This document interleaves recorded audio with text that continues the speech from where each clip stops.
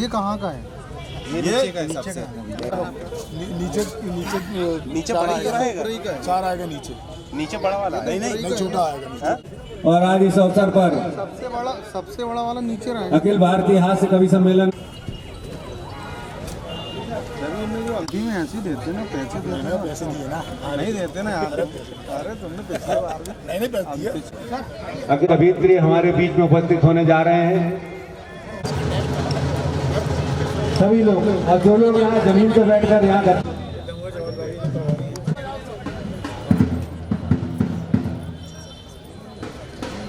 आज ये ऐतिहासिक कार्यक्रम होगा और इसकी जितना व्यवस्थित कार्यक्रम होना आएगा। और आज बहुत हम पुरासिया ब्लॉक कांग्रेस परिवार की ओर से परासिया विधायक भाई सोहन वाल्मीकि जी की ओर से स्वागत और अभिनंदन करते हैं। आप सभी का सम्मानित कविगणों से निवेदन करते हैं मंच पर आकर अपना स्थान ग्रहण करें और बाकी लोग कहते हैं अपना स्थान ग्रहण करते जाएं। हमारे लिए बड़े गौरव का दिन है। समस्त सम्मानित कवि की इस पावन धरती पर मना रहे हैं और अपने आप को गौरवान्वित महसूस कर रहे हैं कि आप जैसे कविगण आज हमारे बीच में उपस्थित यहाँ हुए हैं। और आगे बढ़ता हूँ, मैं निवेदन करूंगा सम्मानीय हमारे विधायक भाई जो लोग अभी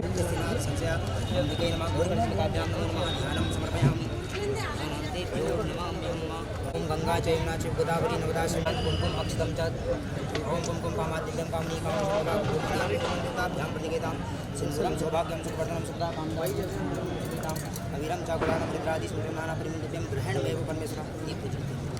ओम शुभ विनाशानां दीप ज्योति नमोस्तुते। दीप ज्योति परम ब्रह्मा दीप ज्योति जनार्दनाय शुभ्रवस्त्रावृताय वीणावदंड मंडित कराय श्वेत पद्मासनाय ब्रह्मा चित शंकरा प्रभु श्री देवासनं क्रियाशीलं भक्ति हीनं श्रेष्ठि यत् पूज्यन्तं मया देवं परिपूर्ण तद आवाहनं न जानामि न जानामि पूजा चैव न जानामि क्षम्यतां परमेश्वरी पापो हम पापो हरो। ओम माल्यादीनि सुगंधीनि माल्यादीनि दोनों मयाशानि पुष्पाणि पूजनार्थं प्रतिगृहीतां पुष्पं प्रतिगृहीतां पुष्पाभ्यां नमो नमः पुष्पं पुष्पसूत्रं च समर्पयामि। परम आदरणीय मध्य प्रदेश कांग्रेस कमेटी के सम्मानित सचिव जनाब मोहम्मद हरि वर्मा जी से निवेदन हिमांशु भाई जी का भैया जिला कांग्रेस के सम्मानित सुश्री माफ करिएगा सुश्री हमारी बहन जो तालीम की कमी कर रहे हैं, इससे लग रहा है कि अटेंडेंस आप आ जाइए सर, कोई दिक्कत नहीं है प्लीज। परम आदरणीय कृपया आए और आप प्रदीप राय जी आ जाए, जल्दी जल्दी आ जाए, पूर्णिमा वो आ जाए, जो जी पाटा के हमारे क्षेत्रीय गोल्डी ठाकुर जी, मैं नाम लेते जा रहा हूँ और हमारे सम्मानित कवियों का स्वागत जनाब सैयद जाफर साहब से हमारे सम्मानित कवियों का स्वागत करें। रसवाल जी, बॉबी राजेंद्र जी, हमारे वरिष्ठ वीर बहादुर सिंह जी, धनंजय ठाकुर जी, हमारे तानावाटा के नेता तुलसी राज दीक्षित जी। वक्ता संघ की ओर से मैं चाहूंगा कि श्याम साहू जी, शासकीय स्कूल कॉलेज की ओर से मैं डॉक्टर साथियों की ओर से संपत सरल जी का स्वागत करेंगे। कलाकार हमारे जो हैं उन सभी की ओर से मैं भाई गुरु भाटिया जी साथियों। और दूसरी चीज कि आज जिन लोगों को हम या तो टीवी माननीय कमलनाथ जी का बहुत बहुत शुभकामनाएं माननीय कमलनाथ जी के जन्मदिन की। आशीष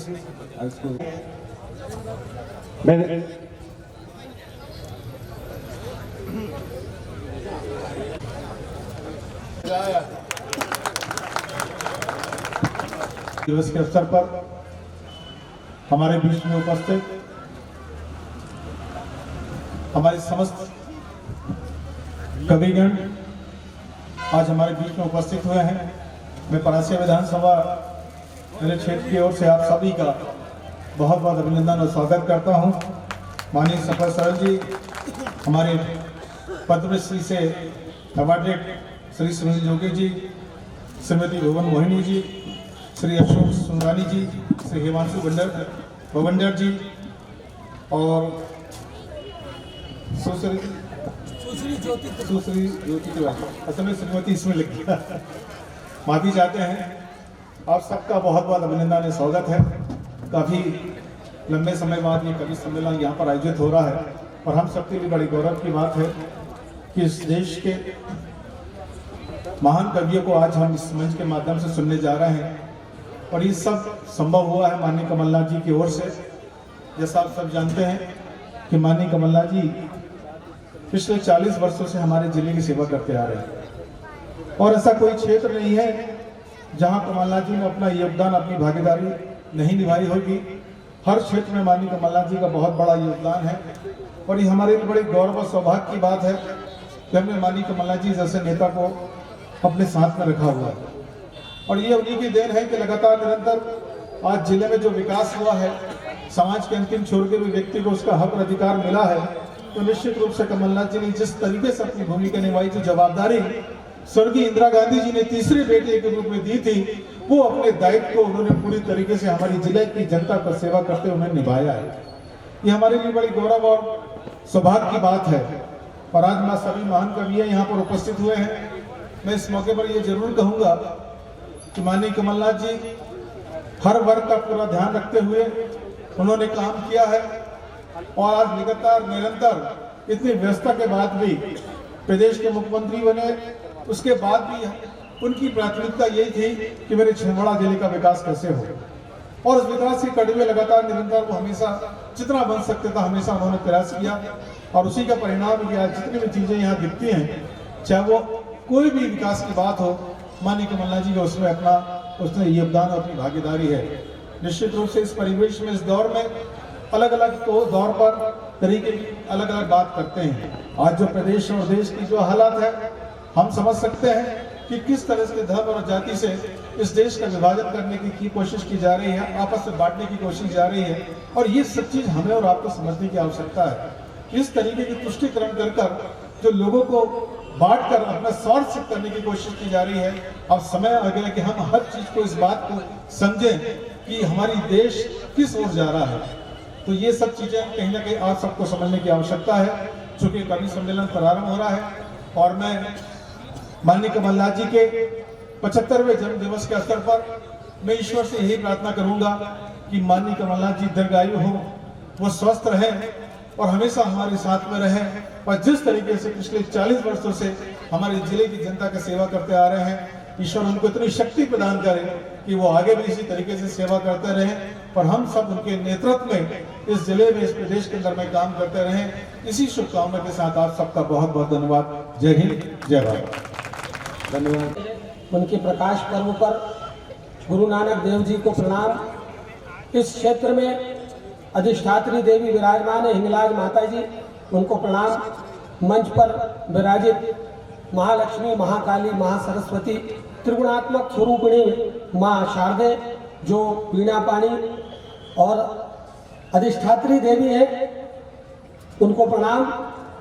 आप सबको प्रणाम। मंच पर विराजमान सोहन वाल्मीकि जी, जनाब मोहम्मद अबरार साहब, जिला कांग्रेस के कार्यवाहक अध्यक्ष गोविंद राय जी, हमारे बीच उपस्थित हरि वर्मा जी, नरेंद्र विश्वकर्मा जी, कमल राय जी, गोपाल सांबारे जी, अंकुश जायसवाल जी, भाई अंबर चौरसिया जी, राजा दुबे जी, मंजू सोनी जी, हमारे सभी साथीगण, भाई गुड्डू चौरसिया जी सहित आप सब जो बड़ी संख्या में यहाँ उपस्थित है कवि सम्मेलन को सुनने के लिए। और ऐसा लग रहा है कि कोई सत्यनारायण की कथा हो रही है, मैं सुना रहा हूँ। थोड़ा कवि सम्मेलन के मूड में आए, आनंद का वातावरण बने, ऐसा आनंद आए, क्योंकि दोनों तरफ से जब बात होगी तब आनंद आएगा। तो पूरी धरा भी साथ दे तो और बात है, पूरी धरा भी साथ दे तो और बात है, तू जरा भी साथ दे तो और बात है। चलने को तो एक पांव से भी चल रहे हैं लोग, अरे दूसरा भी साथ दे तो और बात है। ये जरा लगा कि जिंदा लोगों में पढ़ रहे हैं, आनंद हो रहा है, सब होएगा, अभी सब कुछ होगा। हम लोग तो बहुत त्रस्त है भैया, कोई चाय वाला तो नहीं है यहाँ। ये सारा उपद्रव एक चाय वाले के कारण ही हो रहा है, सभी परेशान है। कोई चाय वाला हो तो ध्यान रखना, आगे चल के वो एयरपोर्ट बेच नहीं पाएगा क्योंकि पहले ही बिक गए हैं, रेलवे स्टेशन बेच नहीं पाएगा, बिक गए हैं, कंपनियां बिक गई है, लाइफ इंश्योरेंस कॉर्पोरेशन बिक गया है। अगर आपके यहाँ कोई चाय वाला हो तो नजर रखना, वो प्रधानमंत्री बने ना बने, परासिया का रेलवे स्टेशन जरूर बेच देगा, नगर पालिका भवन बेच देगा। इसलिए सावधान रहना, हम भी बहुत सावधान हैं कि वो अबरार भाई कि वो खजानों को रद्दी समझ के बेच डालेगा, वो खजानों को संपत जी वो खजानों को रद्दी समझ के बेच डालेगा, वो चंदन को अगरबत्ती समझ के बेच डालेगा। हुकूमत हमने सौंप दी चाय बेचने वालों को, वो मुल्क को चाय पत्ती समझ के बेच डालेगा। तब आनंद का वातावरण, माननीय कमलनाथ जी का जन्मदिन है। कमलनाथ जी का क्या कहना, कमलनाथ जी ने बहुत से कार्य यहाँ किए हैं, आप सबको मालूम है, दीन दुखियों की सेवा की। आइए बैठ जाइए, खड़े होने में अभी 2 महीने हैं, 15 दिन पहले बैठक हुई थी, वो आप लोग भी खड़े बैठ जाओ बहुत जगह, बाद में खड़े रहने के समय देखेंगे फार्म भर देना, आम मत भर लेना। कमलनाथ जी ने बहुत से काम किए हैं और बहुत से काम होने के बाकी हैं। कमलनाथ जी जो कहते हैं करते हैं, आप सबको मालूम है। इस क्षेत्र को, ये कोयलांचल का क्षेत्र है जोगी जी, इसको जिंदा रखने में कमलनाथ जी का अभूतपूर्व योगदान है। यहाँ जो रौनक है, जो बाजार है, उससे हम छिंदवाड़ा वालों का बाजार गुलजार है। अगर परासिया गुलजार रहेगा तो छिंदवाड़ा गुलजार रहेगा। कोल बेल्ट से एक अर्थव्यवस्था का दरिया बहता है जो छिंदवाड़े तक जाता है, इसलिए हम परासिया वालों को भी प्रणाम करते हैं। बहुत सी बातें हैं कमलनाथ जी ने जो कुछ किया आपके सामने है। कमलनाथ जी के लिए सिर्फ इतना कहना चाहूंगा कि उनकी बंदगी का, उनकी इबादत का, उनके प्रार्थना का एक अलग ढंग है। सांस जब चल पड़ी ढंग से, एक दिन जिंदगी हो गई, ये कमलनाथ जी के लिए पंक्तियां हैं। सांस, ये उदय भानुवंश जी हैं हरियाणा के कवि, उनकी पंक्तियां हैं कि सांस जब चल पड़ी ढंग से, एक दिन जिंदगी हो गई। जिस तरह बूंद बरसात में धीरे धीरे नदी हो गई, मैं न मंदिर न मस्जिद गया, कोई पोथी न बाची कभी, एक दुखिया के आंसू चुने, बस मेरी बंदगी हो गई। दीन दुखियों के आंसू चुनना, दीन दुखियों के चेहरे पे मुस्कुराहट लाना, ये सब कमलनाथ जी की देन है। ये बड़ी गंगा यमुनी तहजीब का शहर है परासिया, यहाँ सब मिलजुल के रहते हैं और हम तो मोहब्बतों के सौदागर हैं, सुगंध का व्यापार करते हैं। अबरार भाई, खुशबू को बहुत शौक है महकने का, मगर खुशबू को बहुत शौक है महकने का, मगर मुमकिन नहीं है हवाओं से रिश्ता किए बगैर। ये शेर पढ़ते हैं अबरार भाई, मैंने पढ़ा, क्योंकि हम सब खुशबू, हम लोग प्रेम के सौदागर हैं। हमको संदेश देने आए, हम नफरत का, जहर का बीज ही नहीं बोते साहब, हम तो बड़े प्रेम की भाषा बोलते हैं। हमारे लिए सब बराबर है। देखिए यहाँ कम से कम 12 लाख श्रोता उपस्थित है, क्योंकि खालसा 1.25 लाख का होता है। 8 तो ही मुझे ही दिख रहे हैं, गिन लिया मैंने, उसमें 5-6 खंडूजा है, तो सबने 1.25 लाख की जोड़ लो तो 1.25 के 8 हो गए, 12 वैसे ही हो गए। तो बिल्कुल ये गंगा यमुनी तहजीब का शहर है। ये जमील भाई भी बैठे हैं, अबरार भाई, सभी लोग। मैं जाफर भाई शेर सुनिएगा, गंगा जमुनी तहजीब पे शेर दे रहा हूँ, और अच्छा लगे तो पूरी ताली बजनी चाहिए, क्योंकि इससे बेहतरीन शेर हो ही नहीं सकता। थोड़ी सी तारीख बयान कर दूं कि हजरत मोहम्मद पैगंबर सल्लल्लाहु अलैहि वसल्लम रसूल पाक ने कहा था, जब उनका अंतिम दौर था, कि मुझे हिंदुस्तान की तरफ ले चलो, वहां से मुझको खुशबू भरी हवाएं, ठंडी हवाएं आती है। ये उनका कौल था। शेर उसी के मयार में, उसी के मौजू से सुनिएगा कि नमन के साथ में मन की सदाएं भेजता था, नमन के साथ में मन की सदाएं भेजता था, हवन के साथ में दिल की दुआएं भेजता था। यह मुल्क है, ये वही मुल्क है भारत देश, जो एक जमाने में रसूल पाक को ठंडी हवाएं भेजता था। ये हमारा मुल्क है, ये हमारा देश है। हम सब मिलकर रहना चाहते हैं। इस गुलिस्तान में जितने फूल हैं, इस बगीचे के जितने फूल हैं, सब सुगंध दे रहे हैं। अगर इस सुगंध को कोई छेड़ेगा, अगर कोई हवा में जहर का बीज बोएगा, और ये सब साहित्यकार हम सबका धर्म है, क्योंकि जब एक अभिनेत्री कहती है कि हमको आजादी भीख में मिली, तो मेरे जैसे नौजवान का खून खोलता है कि ये स्वतंत्रता संग्राम के बलिदानियों का अपमान है, ये बेइज्जती है भारत माता के सपूतों की, ये उन लोगों की बेइज्जती है जिन्होंने देश के लिए अपना खून बहाया। हम सबको लड़ना चाहिए, ऐसी ताकतों का विरोध होना चाहिए। ये जो मंच है जिसपे पद्मश्री डॉक्टर सुनील जोगी जी बैठे हैं, मैंने थोड़ा गंभीर कर दिया, थोड़ा हंसा वसा लेता हूँ, नहीं तो आप फरसा लेके निकल ही जाओगे कंगना को ठीक करने। हाँ, ये बड़ा अद्भुत मंच है साहब, बड़ी विविधताएं हैं यहाँ। एक जोगी जी बैठे हैं, अब जोगी जी बैठे हैं, अगर बीच से मेरे को हटा दो तो मोहिनी है। अब जोगी और मोहिनी का कोई मामला ही नहीं जमता, एक सरल है, एक बवंडर है। अभी बवंडर मचेगा यहाँ भी, तो वह अद्भुत मंच है। आप सब लोग हैं, आज की रात है, हंसी खुशी का माहौल है, हास्य करना है। कोरोना ने, महामारी ने हमको बहुत रुलाया है, हमारे सीने में हमारे अपने के जाने का गम है, लेकिन ये कवि जो आए हैं माननीय कमलनाथ जी की जन्मदिन की अवसर पर, आज 18 तारीख है और आज उनका जन्मदिन, अभी केक भी कटा। मैं चाहूंगा कि अब आप काव्य का रसपान करें।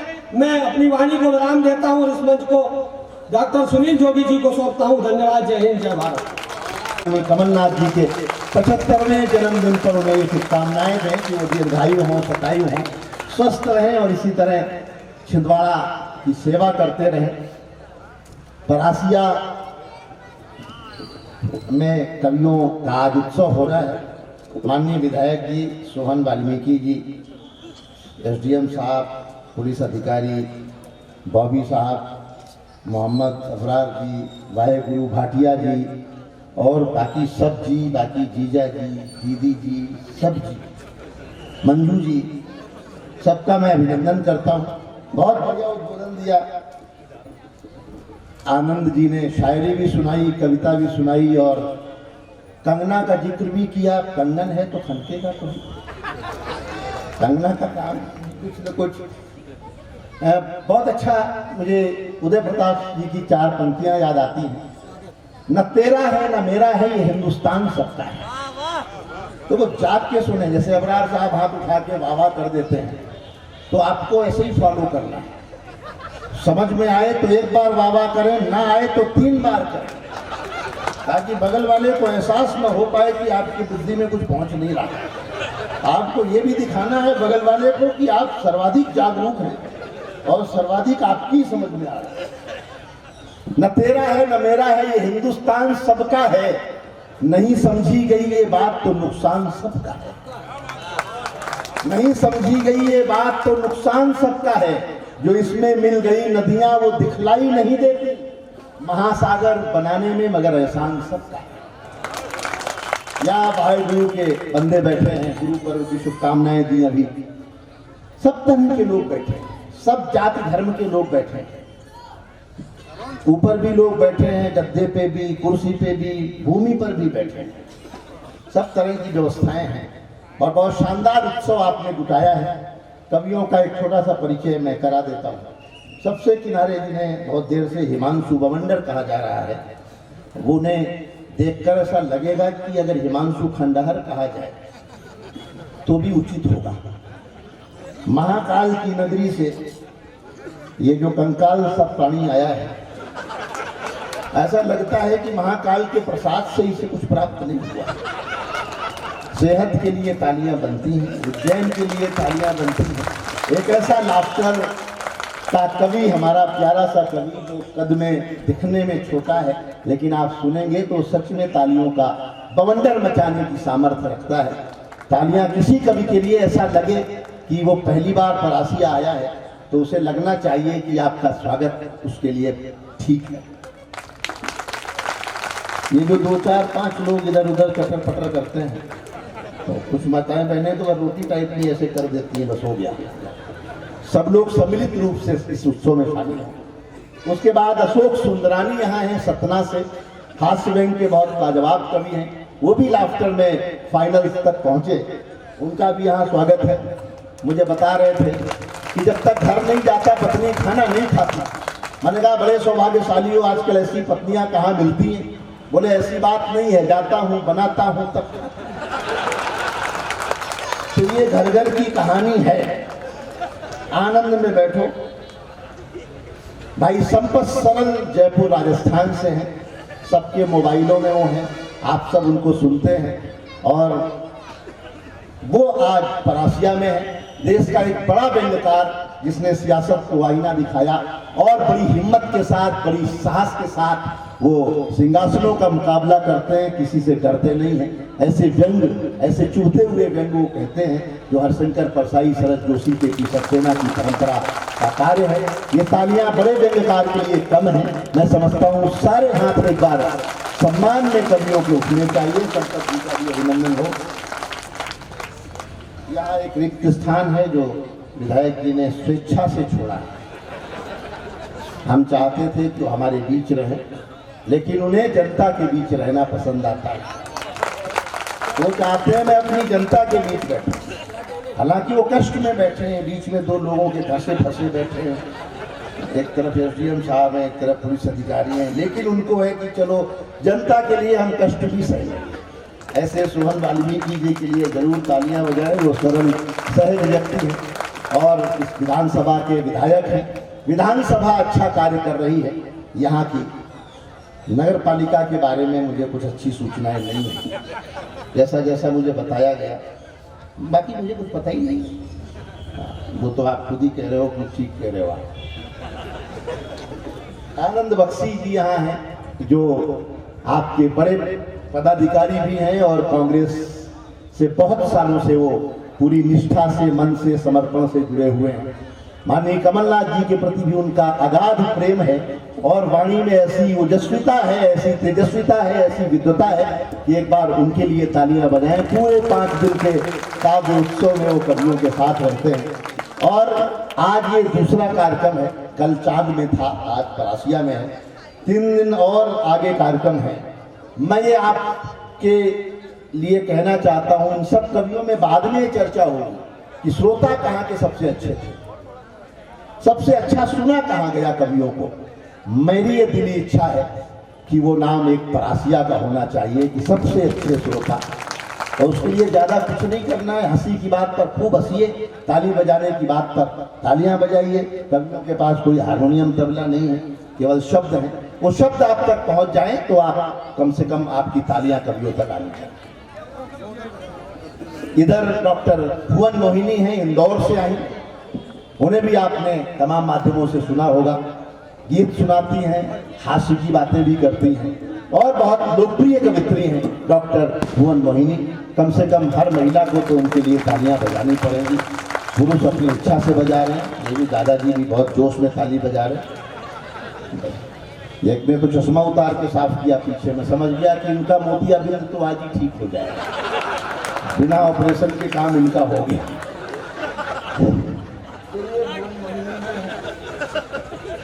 जैसे कथा में होता, सत्यनारायण की कथा में लीलावती कलावती, तो यही वाली है। इधर ज्योति त्रिपाठी हैं जो मुंबई से आई हैं, अभिनय भी करती हैं। एक फिल्म भी उनकी पिछले दिनों आई थी जो एकल फिल्म थी, अकेले उन्होंने पूरी फिल्म में किरदार निभाया था और श्रेष्ठ कवित्री भी हैं, देश की बात करती हैं। एक बार उनके लिए भी तालियां आप भरपूर बजा दें। मेरा नाम डॉक्टर सुनील जोगी है, मैं भी बुलाया हुआ ही हूँ और बिना कहे क्योंकि आप किसी के लिए ताली बजाते ही नहीं हैं, आपने कसम खा रखी है। लेकिन चलिए, बहुत धन्यवाद, ये प्रेम आपका बना रहे। और प्रारंभ करना चाहता हूँ, समय भी बहुत हो गया है। 4 पंक्तियाँ कहता हूँ आनंद जी, स्वागत है। कि जिंदगी दी है तो जीने का हुनर भी देना। अबरार साहब उधर देख के कहता हूँ, मालिक जिंदगी दी है तो जीने का हुनर भी देना, पाँव बख्शे हैं तो तौफीके सफर भी देना। पाँव बख्शे हैं, थोड़ी वाह उठे आपकी। जिंदगी दी है तो जीने का हुनर भी देना, पाँव बख्शे हैं तो तौफीके सफर भी देना। बोलना तूने सिखाया था, मैं तो गूंगा था। बोलना तूने सिखाया है, मैं तो गूंगा था। अब मैं बोलूं तो फिर बातों में असर भी देना। तो वो असर दिया है। कवियों को उस मालिक ने 4 पंक्तियां माँ सरस्वती की वंदना हुई, पूजा हुई। मैं वहां से कहते हुए मैं पहले कवि को बुलाना चाहता हूँ। खिलखिलाती जिंदगानी चाहिए, काव्य में ऐसी रवानी चाहिए, सारी दुनिया अपनी हो जाती है बस एक उसकी मेहरबानी चाहिए।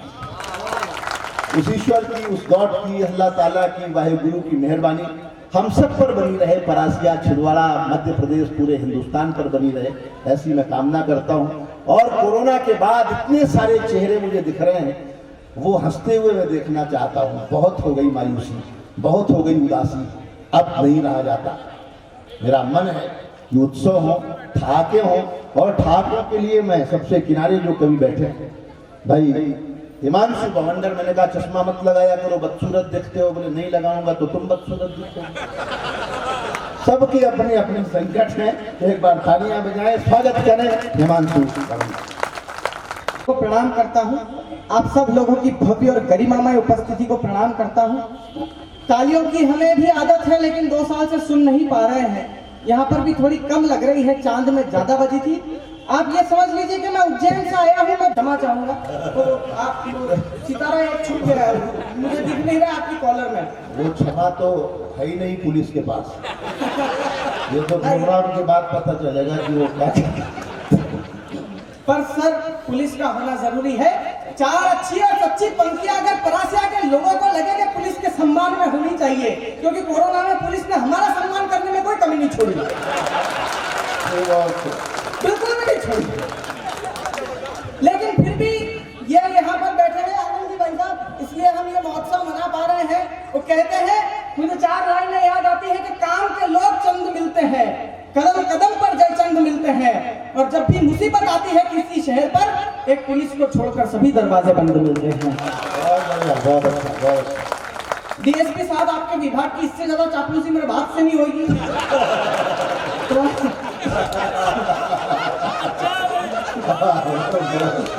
वरना नाजू थोड़ी देर में कह देते कि तेरी सूरत आर्यन खान से मिलती है।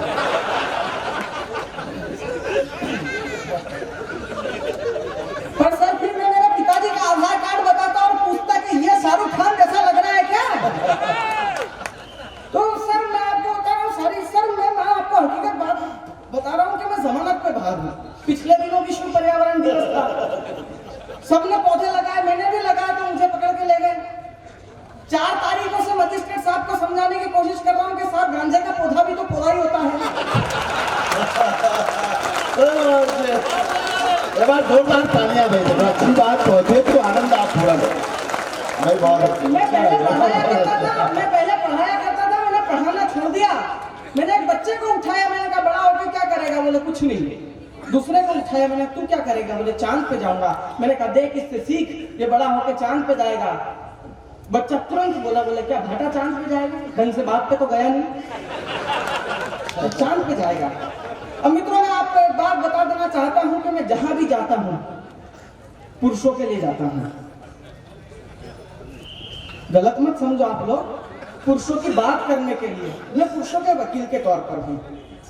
निश्चित तौर पर आप लोगों की सरकार आएगी, कांग्रेस की सरकार आएगी, हमारी सरकार आएगी, और जब हमारी सरकार आएगी तो हमारी सरकार के बीच में मैं बोल सकता हूं कि एक चीज इस देश से हटा देना साहब, जो बहुत पीड़ा देती मुझे, एटलीस्ट बेटी बचाओ। बेटी क्यों बचाओ? हम लड़के नर्मदा जी की बाढ़ में बह के आए हैं। लड़कों, तुम्हारी तरफ हूं और 15 मिनट तुम्हारी तरफ रहूंगा। मैं आपको बताऊं, बेटी बचाओ बेटी, या हम लड़कों को YouTube से डाउनलोड करा घर वालों ने। लड़के सब मेरा साथ देंगे, और जो मेरा साथ नहीं देगा मैं समझ जाऊंगा पुरुष नहीं है। हाँ, मैं आपको हकीकत बात बता रहा हूँ साहब, ये नारा आगे ले गए, ट्रकों पे लिखवा दिया। मेरे बारे में बातें होती है मंच से कि छोटा सा कवि है, जरा सा कवि है। यहाँ पर वो लोग बैठे हैं जिनके कंधों पर भारत का ट्रांसपोर्ट घूमता है। मुझे आप एक बात बताओ कि ट्रक कितना ही बड़ा हो, कितना ही भारी हो, पूरा पंचर होता है तो छोटे से जेक पे खड़ा होता है। तो जेक आपके सामने खड़ा है। मैं हकीकत बात बता रहा हूँ, ट्रकों के पीछे लिखवा दिया बेटी पढ़ाओ। मैंने कहा क्यों पढ़ाओ? तो एक सज्जन उठ के बोले फोकट की बात मत करा कर। इस शहर में, इस देश में एक लड़की पढ़ती है तो परिवार के 4 लोगों को शिक्षित कर देती है। मैंने कहा उसके पीछे कॉलेज के 40 लड़के फेल होते हैं, उनकी ग्रुप किसी का ध्यान नहीं करता। ये सब बड़े कवि हैं साहब, मैं अकेला सदाबहार कवि हूँ। हंसने की बात नहीं, सदाबहार भाई साहब, 20 में से 30 में से 28 दिन घर से बाहर, सदाबहार। वीर जी मैं घर पे गया तो मेरी पत्नी मेरे को खाना कैसे दे रही है? मैंने कहा ठीक से दे। बोले जैसा दिया है वैसा खा लो। मुझे बहुत गुस्सा आया, मेरे हाथ में मोबाइल था, मैंने मोबाइल फेंक के मारा। उसके हाथ में बेलन था साहब, उसने बेलन फेंक के मारा। तो यार मुझे गुम्मा हो गया। हमारे वहां तो यही बोलते हैं, गुम्मा ही बोलते हैं, यहाँ भी वही बोलते हैं। ज्यादा दूर है नहीं उज्जैन। मैं घर से बाहर निकला तो सुंदरानी जी मिले, बोले हिमांशु क्या हो गया? मैंने कहा भाई साहब गुम्मा। क्यों हो गया? इस पे घी लगा ले। मैंने कहा घी मांगा था घरवाली से और वही नहीं दिया। और घर पे घी होता तो ये नहीं होता। अच्छा ये नए उम्र के लड़के बैठे, दिल पे हाथ रख के बताना दोस्तों, इन लड़कियों को बिगाड़ा किसने? इनके पिताओं ने। जरा सा कुछ होता नहीं, ये तो मेरी रानी बिटिया, ये तो मेरी प्यारी बिटिया, ये तो मेरी राज दुलारी बिटिया। हम छोरे का छतों का जाला साफ करने के लिए रखे घर में। मेरे पिताजी का दिन भर एक ही काम था, धनिया ले। भैया सरदार जी आप बहुत जोर से हंसे हो, आपका भी यही काम है शायद। मैं जानता हूँ ना हर लड़के का यही काम है। सुन सुन के खराब होता है मेरा खोपड़ा। लड़कियां दिखती ताजमहल, लड़के 2.5 दिन का झोपड़ा। सारी खूबसूरती लड़कियों में दिखती है, लड़कियों में प्रियंका तो लड़कों में प्रेम चोपड़ा। गलत है। मैं सरकार से निवेदन करता हूँ, आने वाली सरकार से, ये तो सुनी नहीं, इनसे क्या निवेदन करता, आने वाली सरकार से निवेदन करता हूँ कि हम पुरुषों के बारे में भी सोचें। हम इतने भोले होते हैं साहब, बचपन से पैदा होते हैं, जब से हमारे साथ भेदभाव होता है, किसी के घर लड़की का जन्म होता है तो फोन करके बधाई देते हैं, प्रकाश बधाई है तेरे घर लक्ष्मी आई है। आपने कभी सुना किसी ने फोन करके बधाई दी हो, प्रकाश बधाई हो तेरे घर पे भेरू महाराज ने उतार लिया है? हमने क्या बिगाड़ा किसी का? इतना भेदभाव करते हैं कि छोटे छोटे जब क्लास में रहते हैं ना, तब कविताएं में ये पढ़ाई थी, मछली जल की रानी है, जबकि उसमें मेंढक, मगरमच्छ, केकड़े, झींगे सब होते हैं, लेकिन दिखती सिर्फ नारी है, मतलब मछली है। मेरे को तकलीफ है। और इस संसार में पुरुष से ज्यादा भोला कोई नहीं हो सकता। एक टिप्पणी करता हूं, अगर वो कोलाहल मचा दे आपके बीच में तो आप आपके तालियों का महोत्सव कीजिएगा। इस संसार में गुरु माताएं बहनें मुझे क्षमा करें, लेकिन एक बात बोलना चाहता हूँ कि इस संसार में कोई भी पत्नी अपने पति की बहन या ननद से प्यार नहीं कर सकती। एक पति होता है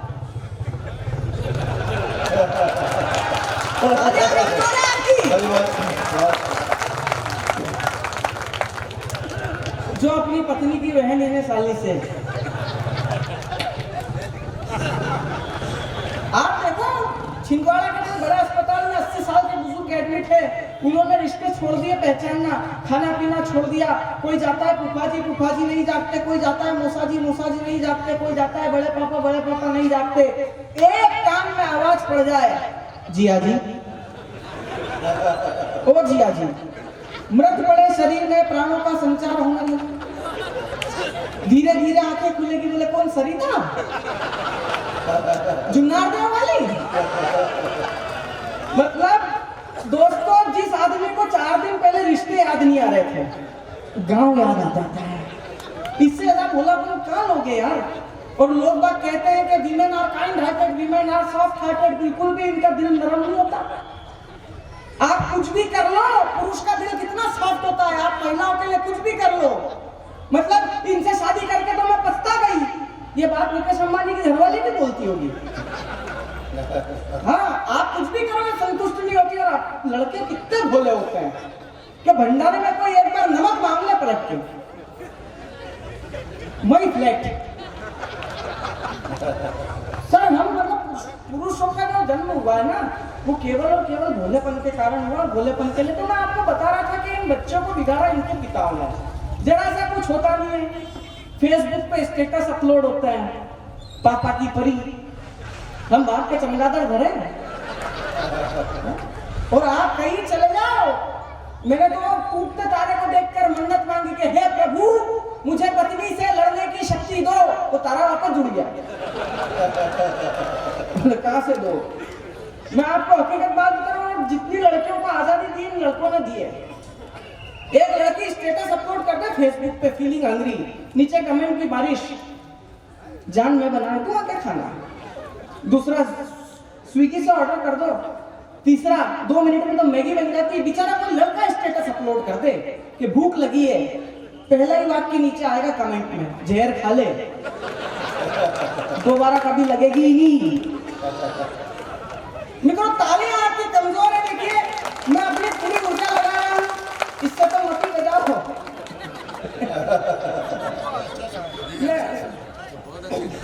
मैं आपको हकीकत बात बता रहा हूं सर, मैं इन कवियों की भूमिका में खड़ा हूं। ये बोलते हैं ना, women are kind hearted, soft hearted, ऐसा कुछ भी नहीं है। पिछले दिनों एक आंटी को देखा, इतनी बड़ी टीकी लगाती थी, ऐसा लगता था किसी ने 10 का कलदार चिपका दिया। मैंने आंटी इतनी बड़ी टीकी क्यों लगाते हो? बोले मम्मी बोलती थी, बोले इससे पति की आयु बढ़ती है। थोड़े दिन बाद बिंदी छोटी हो गई। मैंने कहा क्या हुआ? बीमार हो गया। थोड़े दिन बाद बिंदी और छोटी हो गई। मैंने कहा आईसीयू में है। थोड़े दिन बाद बिंदी बिल्कुल बारीक। मैंने कहा आप डॉक्टरों ने बोल दिया इनको कर लेना, इनका कुछ भी नहीं हो सकता, मैं परेशान हो गया। मैंने कहा भगवान सब ठीक करेगा, आप चिंता मत करो। 15 दिन पहले पटना एयरपोर्ट पे मिली बिंदी फुल साइज में, खुश हो गया। मैंने कहा आंटी बधाई, लगता है कि ये अंकल ठीक हो गए। बोले कहा वो तो पक्के ही नहीं पड़ गए, मैंने ही दूसरा ब्याह कर लिया। और आप सोचोगे काइंड हार्टेड, सॉफ्ट हार्टेड, नहीं। मैं तो सुबह सुबह 5 बजे घर गया, मेरी माँ झाड़ू लगा रही, मेरा दिमाग खराब। मैंने कहा मम्मी कहाँ है वो जगदम्बा? है की बात नहीं, जगदम्बा ही है। आप शादी करने जाते हो, 1500 लोगों को ले जाते हो, उधर से वो भवानी अकेली ही चली आती है। बोले चलो निपटेंगे कितने तुम्हारे यहाँ। सुबह सुबह मेरी माँ झाड़ू निकाल रही। मैंने कहा मम्मी कहाँ है वो? बोले ऊपर सो रही है।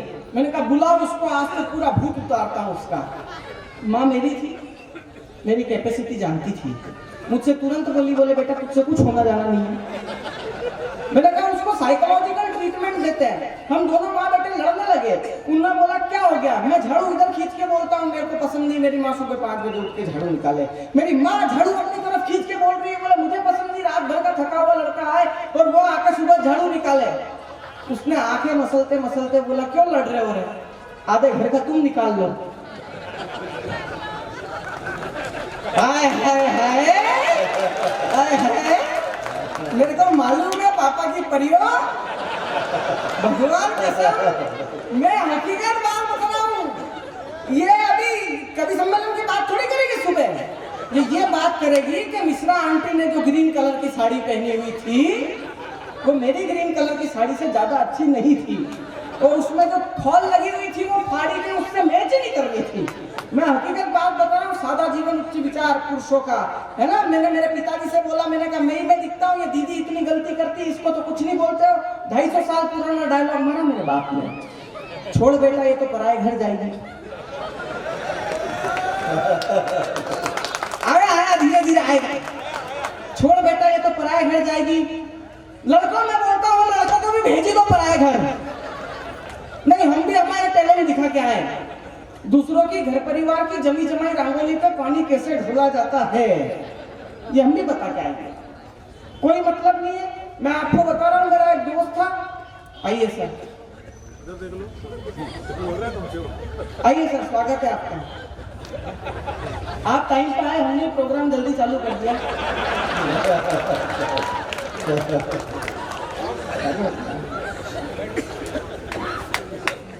मतलब 4 घंटे तो आपने ये आश्वासन दिया होगा भाभी जी को कि हाँ मैं कवि सम्मेलन सुनने ही जा रहा हूँ, होता है ना सर। मैं आपको बताता हूँ, जिधर देखो उधर किस्से बीवी के, कोई ला के रो रहा है, कोई लाने के लिए रो रहा है।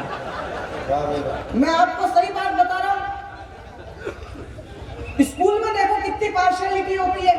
2 लड़के बात कर रहे हो, मास्टर जी चौक फेंक के मारेंगे। 2 लड़के बात कर रहे हो, मास्टर का खुद का इंटरेस्ट डेवलप हो जाता है। क्या बातें हो रही है नहीं बता दो।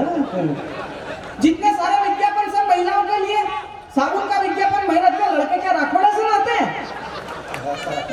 लड़कों के नाम पे कौन सा विज्ञापन है? 1.5 उम्र के अंकल इतनी बड़ी तोड़ लेके आएंगे, सिर सपाट, इनो काम शुरू करे सिर्फ 6 सेकंड में।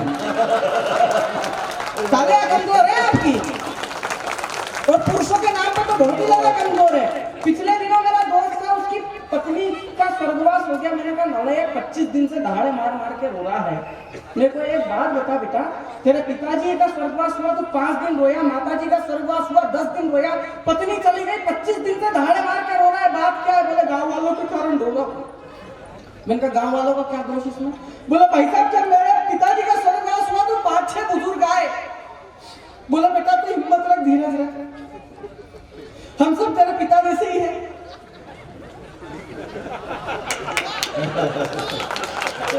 माता जी गई तो 15-20 महिलाएं आई। बोले बेटा तू हिम्मत रख, हम सब तेरी माँ जैसे ही हैं।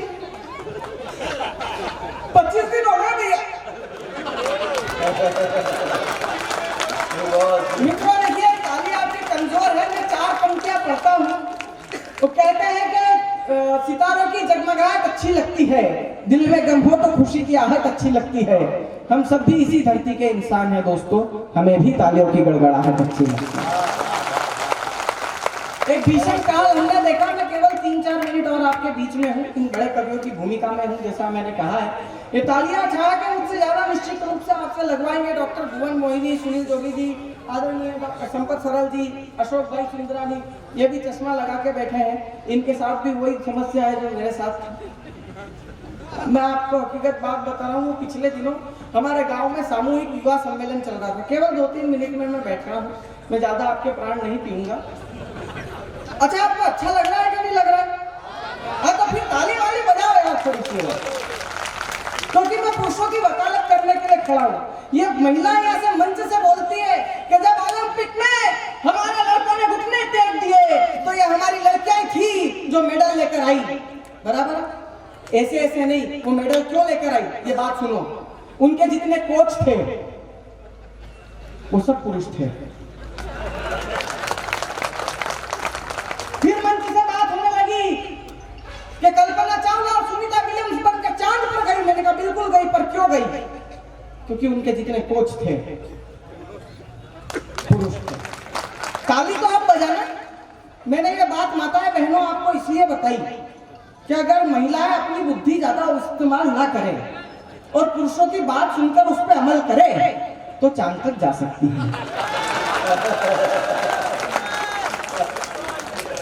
नहीं तो हर साल झोला उठा के मायके जाओ राखी की, इसके आगे नहीं जा रहे साहब। मैं आपको हकीकत बात बता रहा हूँ भाई साहब। वो पिछले दिनों हमारे गांव में सामूहिक विवाह सम्मेलन था।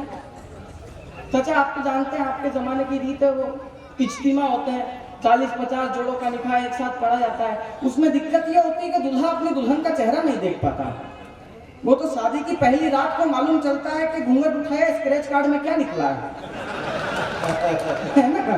तो वो चल रहा था। अब हमारा एक दोस्त, उसका एक दरवाजा बंद भी था, एक साथ एक उसका पूरा दरवाजा बंद। हम सब दोस्त लोग टेंशन में, मैंने कैसे निकालेंगे यार? तो एक समझदार व्यक्ति ने आकर के राय दी, बोल देख आगे सेहरा रहेगा, 7 फेरे घुमाने हैं, 8वीं में वो अपने घर की बहू हो जाएगी, फिर किसी के पिताजी कुछ नहीं कर सकते। लेकिन अपन इशारों में बता देंगे कि हमारे दूल्हे में टेक्निकल फॉल्ट है। अब वो आगे सेहरा, अबरार भाई और वो फेरे चालू हुए और हम सब दोस्त लोग गाना चालू कर दिया। हे जी दुल्हा तो मेरा एक नजर देखे जी, दुल्हा तो मेरा एक नजर देखे, और गाना गाने की कहते कोई तो गधे के जैसा रे के दुल्हा तो मेरा एक नजर दे। अब एसडीएम साहब को दुल्हन को भी घूंघट था। अब उसकी सहेलियों ने गाना चालू करा, दुल्हन को मेरे दिन देखे नहीं रात, दुल्हन को मेरे दिन देखे नहीं रात, तो सड़क पार करनी हो तब तू पकड़ ले। बहुत बहुत धन्यवाद। भरपूर तालियां बजाइए। हिमांशु ने ये अच्छा विधायक मैंने तो बहुत दिनों से देखा। आज यहाँ परासिया में आप भाई बहुत तारीफ कर रहे हैं हमारे आनंद जी, आपकी रास्ते पर भी तारीफ करते आए। बोले विधायक जी आतिथ्य भाव बहुत है, क्या खिला दें क्या खिला दें? चावल जी तो चाय पिला लेना बेटा। बहुत अच्छा कार्यक्रम चल रहा है, लोग भी खचाखच भरे हुए, जो पीछे है वो आगे आ सकते हैं। और बहुरंगी कविताएं यहाँ हैं, महिलाएं इतनी बैठी हुई हैं, रास्ता निकालो। देखो बार बार कभी कह रहे हैं ताली बजाओ ताली बजाओ ताली बजाओ, आसानी से नहीं बचती हो तो रास्ता निकालो। आपको पता है रास्ता कैसे निकालते? नहीं। बिहार में जानकारी होगी आपको, शराबबंदी चल रही, उसी बीच ये फिल्म आ गई पद्मावती, बहुत विवाद हुआ उसका, संजय लीला बंसाली का बहुत विवाद हुआ। क्या किया संजय लीला बंसाली ने? रास्ता निकाला, पद्मावती का पद्मावत कर दिया, बस प्रतिबंध हट गया कोर्ट। आपको पता है ये खबर जब बिहार पहुंची तो बिहार के लोगों ने मुख्यमंत्री को चिट्ठी लिखी, लाखों चिट्ठियां लिखी कि माननीय मुख्यमंत्री महोदय, जब पद्मावती का पद्मावत हो सकता है तो आप भी एक बार शराब का शरबत करके देखिए। प्रतिबंध हटना चाहिए, तो प्रतिबंध आप भी तालियों का हटाएं। ओपन हार्ट सर्जरी के बाहर एक शेर लिखा था, वो शेर जिंदगी के लिए भी जरूरी है और महफिल के लिए भी जरूरी है। ओपन हार्ट सर्जरी के बाहर लिखा था कि खोल लेते दिल अगर हंस बोल कर यारों के साथ, तो हमें ना खोलना पड़ता यूं औजारों के साथ। तो इस उत्सव को उत्सव बनाइए और बड़ा उत्सव बनाइए। केवल भीड़ होने से कुछ नहीं होता, उस भीड़ की क्वालिटी कैसी है, शब्द पहुंचने पर कितना आप आनंद उठाते हैं, ये भी देखने की जरूरत है। बड़ी संख्या में यहाँ आदरणीय महिलाएं हैं, यहाँ भी 2 महिलाएं मंच पर हैं, 2 बेटियां हैं। मैंने कहा मेहंदी कुमकुम रोली का त्योहार नहीं होता, रक्षाबंधन के चंदन का प्यार नहीं होता, उसका आंगन हरदम सूना सूना रहता है जिसके घर में बेटी का अवतार नहीं। तो मैं एक बेटी को बुलाना चाहता हूँ, वो बेटी मुंबई से आई है, ज्योति त्रिपाठी नाम है, और पहली बार परासिया में आई है। तो पहली बार जो आता है उसके लिए मुंह दिखाई की तालियां होती हैं और जोरदार होती हैं, जोरदार तालियों से। शारदा के श्री चरणों में नमन करती हूँ।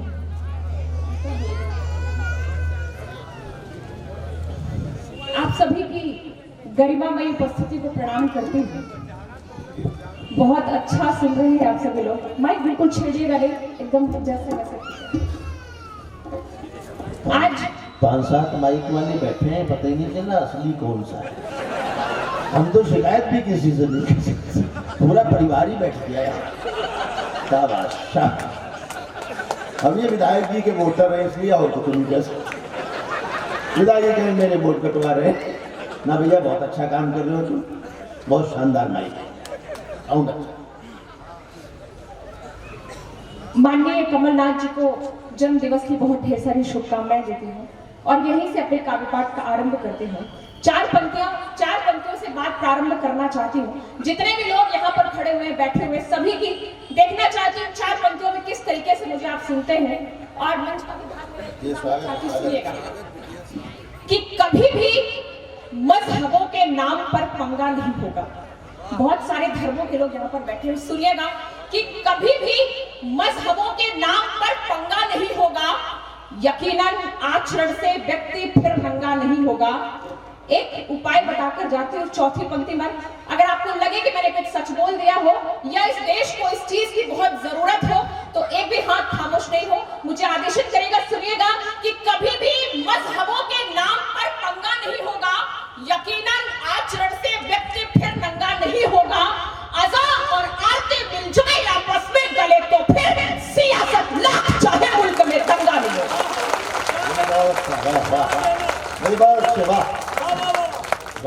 कि सियासत लाख चाहे मुल्क में दंगा नहीं होगा। वाहेगुरु जी बैठे हुए मैं आपको प्रणाम करती हूँ। आप बहुत अच्छे कवि यहाँ मुझे सुन रहे हैं, मेरे लिए बहुत खुशी की बात है। आइए और 4 पंक्तियों से अपना कार्यक्रम शुरुआत करती हूँ कि चांद फलक तारों से क्या उम्मीद करें। सुनिएगा, मैं इशारे में बात कहना चाहती हूँ कि चांद फलक तारों से क्या उम्मीद करे, फर्जी बंजारों से क्या उम्मीद करें।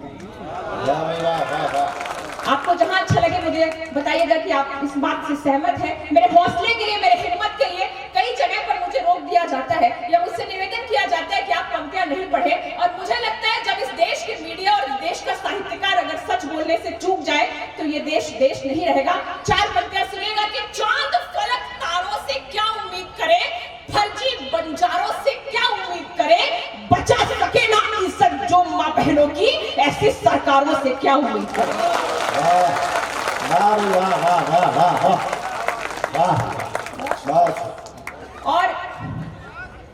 पंक्तियां सुनेगा। बहुत बहुत आभार कि बुलंदी पर रहे भारत, यही अरमान सबका है। बहुत सारे हमारे राजनीतिक लोग भी यहाँ पर बैठे हुए हैं कि बुलंदी पर रहे भारत, यही अरमान सबका है, तिरंगे पर जो आँच आए तो फिर अपमान सबका है। कि बुलंदी पर रहे भारत, यही अरमान सबका है, तिरंगे पर जो आँच आए तो फिर अपमान सबका है। जरा सा स्वार्थ सत्ता का विरोधी बन गए हो तो भला क्यों भूल जाते हो ये हिंदुस्तान सबका, भला क्यों भूल जाते हो ये हिंदुस्तान सबका है। और एक चिंता का विषय 4 पंक्तियों में रखना चाहती हूँ। बहुत अच्छा आप सभी सुन रहे हैं और आपकी तालियां भी भरपूर मिल रही है, आपका समर्थन मिल रहा है। सुनिएगा कि लिए फौलाद का सीना अड़ेगा कौन दुश्मन से। आनंद बख्शी जी आपने जहां से बात शुरू की कि लिए फौलाद का सीना अड़ेगा कौन दुश्मन से, बताओ तुम मुझे आगे बढ़ेगा कौन दुश्मन से। लिए फौलाद का सीना अड़ेगा कौन दुश्मन से, बताओ तुम मुझे आगे बढ़ेगा कौन दुश्मन से। तुम्हें तो जाति मजहब की लड़ाई से कहां फुर्सत, बताओ यहां मिलकर लड़ेगा कौन दुश्मन, बताओ अब यहाँ मिलकर लड़ेगा कौन दुश्मन से। पीछे के लोग अब भी खामोश हैं, मुझे नहीं लगता कि पीछे लोग शायद देशभक्त बैठे हुए हैं। तो मैं 4 पंक्तियां समर्पित करती हूँ और सुनिएगा कि जितने भी देशभक्त, मैं चाहती हूँ कि जब मैं मुंबई वापस लौट कर जाऊँ तो मैं बता सकूँ कि मैं परासिया में आई थी और वहां पर बहुत सारे देशभक्त थे, बहुत सारे लोगों ने कविताएं सुनी। सुनिएगा, जब ये टीवी पर बयान आता है, जब कोई सैनिक शहीद होता है और जब बयान आता है कि इनको दे तो दिया है 10 लाख और क्या चाहिए इनको, तब 4 पंक्तियां वहीं से पढ़ती हूँ। बहुत पीड़ा होती है जब हमारे सैनिकों की कीमत लगाई जाती है, जब 10 लाख और 20 लाख बोला जाता है। तब सुनिएगा कि वतन पर मिट गए बेटे कहां से उनको लाओगे, वतन पर मिट गए बेटे कहां से उनको लाओगे, शहादत पर कभी क्या आंख से आंसू गिराओगे, और जरा सरहद पे बेटा भेजिए अपना तो देखेंगे, जरा सरहद पे बेटा भेजिए अपना तो देखेंगे कि तब कीमत शहादत की भला कितनी लगाओगे।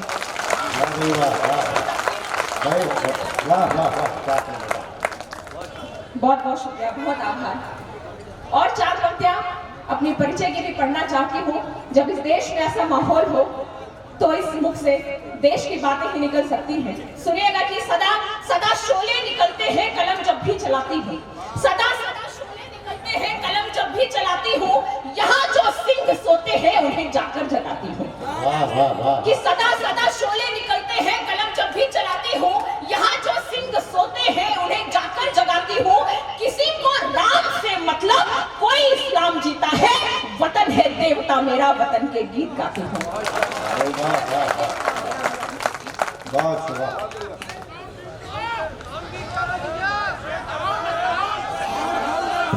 सावन में चला गया बाबू, आवाज पीछे तक नहीं आ रही है क्या? ना पीछे आवाज ही नहीं जा रही, आधा का भी सम्मेलन खत्म हो गया। अरे तो पीछे वाले तभी मैं कह रहा ताली क्यों नहीं बजा रहे। ये परासिया का धैर्य है कि बेचारे बोल भी नहीं रहे, कि आवाज नहीं आ रही, पहली बार आवाज निकली है इनकी। प्रभु कुछ करो यार, मेरी आवाज आई, किसको किसको आई बताइए। अगर नहीं आई तो हाथ क्यों हिला रहे हो यार,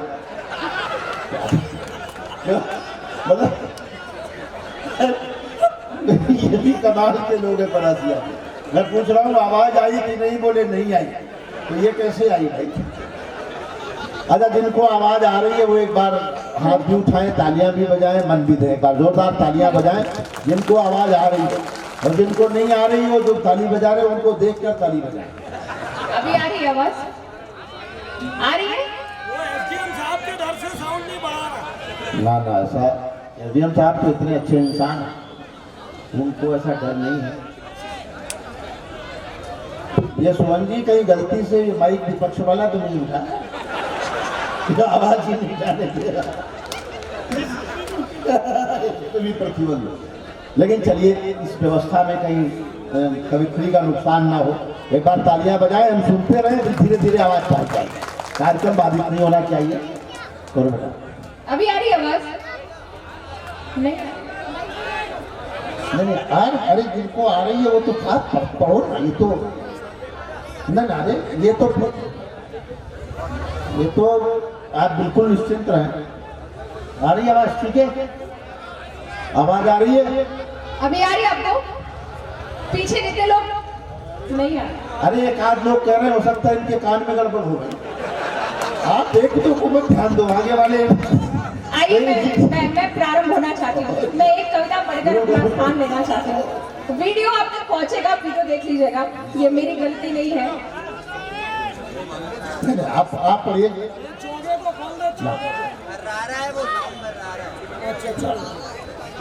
ला रहा है साउंड वाला, आप आ रहा है। ये 10-12 बैठे हैं, साउंड वाला कह रहे हैं आ रहा है।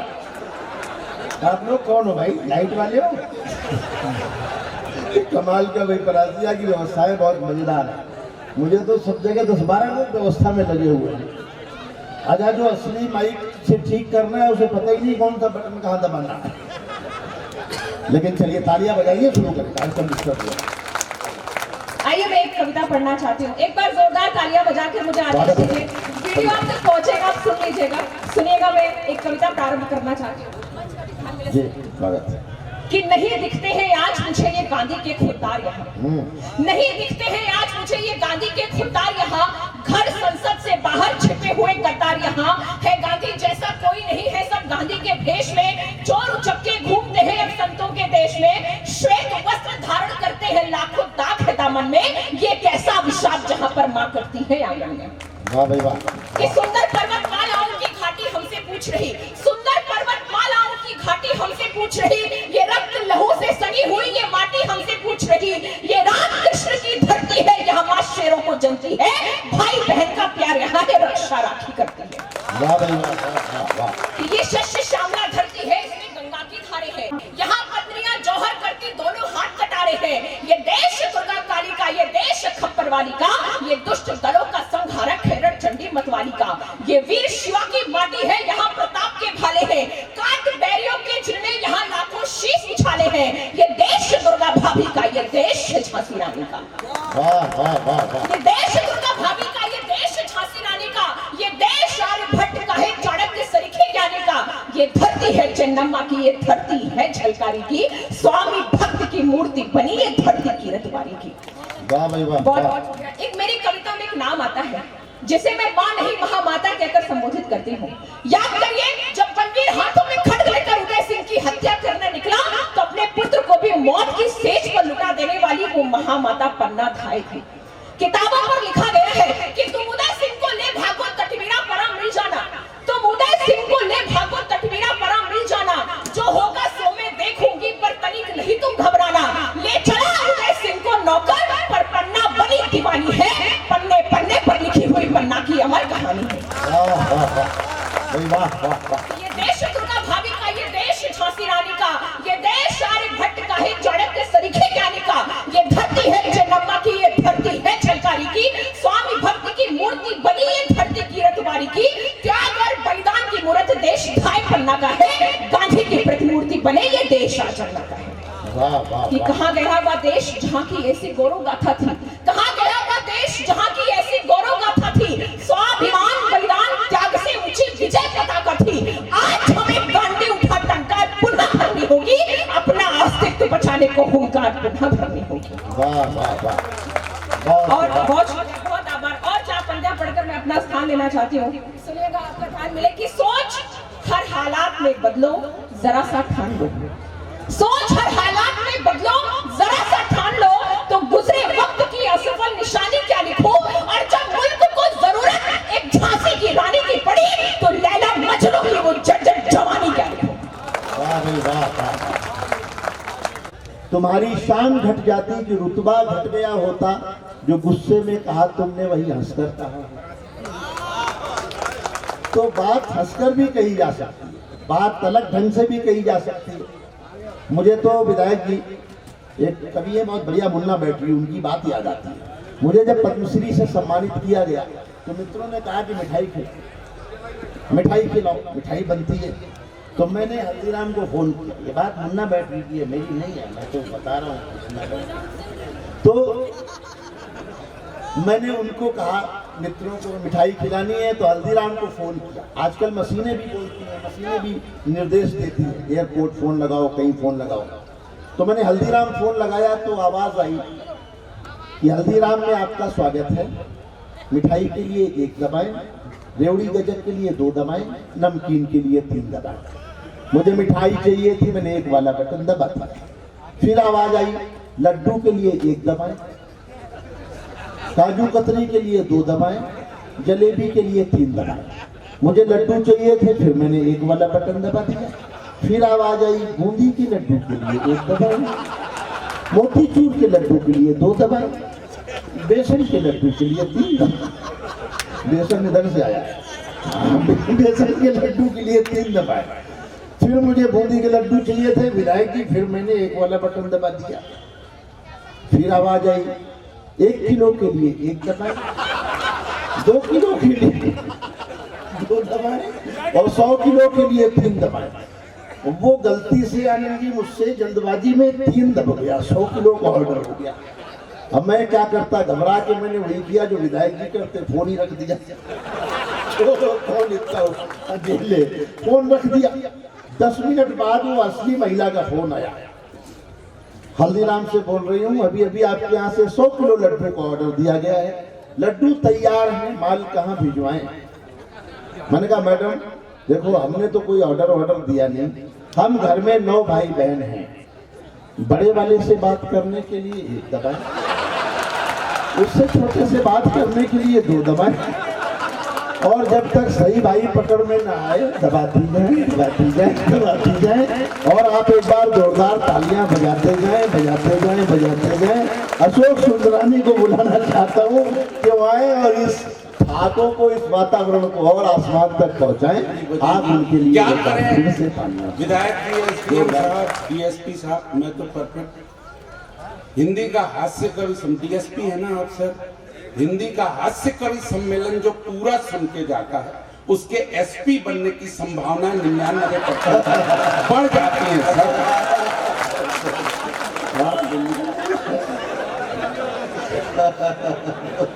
एसडीएम साहब, इस भरी महफिल में 2 लोग हैं, एसपी साहब और आप, जो मास्क लगाए हो, भगवान कसम हमको अपराध बोध हो रहा है कि जैसे हम कोई अपराध कर रहे हूँ बिना मास्क के।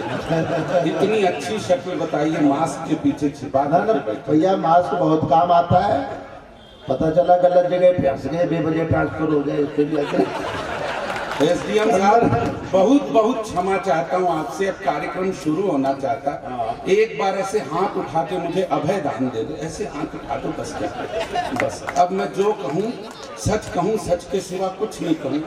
ये आज मुझे परासिया से 1 नया पैसा पेमेंट न मिले चलेगा।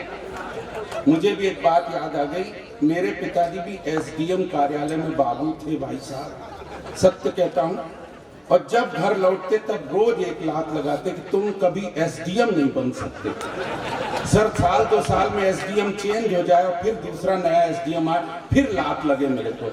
एसडीएम के नाम से सर मैं इतना पिटा हूँ, तब से मैंने भी तय कर लिया था मैं कोई जरूर ऐसा काम करूंगा जिस दिन मैं ऊपर खड़ा रहूंगा, एसडीएम नीचे बैठे रहेंगे।